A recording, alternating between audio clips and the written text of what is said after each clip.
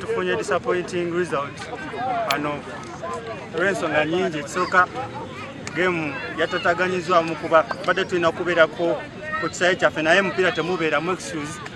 Tukoze mistake ne batubonereza era tugenda kuddayo ku drawing board ku kisaawe tutereeze. Tuvudde mu mpaka tebadde disappointing results era tusuubiza bagizi baffe tujja kudda we shall come back stronger. Yambye ku ekyo actually tubadde tuperforminga bubi nnyo mu league naye nga tiimu zitukuba nga tetukkiriza nga tulaba tusobolera ddala. Leero abaana leero bazze wonna nga baagala kyekyenjawulo ekibaddewo leero ate tukoledde wamu team spirit leero ebadde high ate buli omu alaze nti at least ayagala kino ekyaki okwadvansinga ku round eddako 6 o'clock versus Shaka Lions kyaba kirungi muno nga aside ya tiimu yiitu okufuna obuhambuzi na gooli ibiri arusha ahabwokuba mu liigi ya Western Regional Football League baye batusingira ibiri arusha okubuganabugana na tiimu endiijo aha mupiira ogw'okukora tahwa Sunday nikitushemeza munonga ahabwokuba twaya advancing mu Uganda Cup.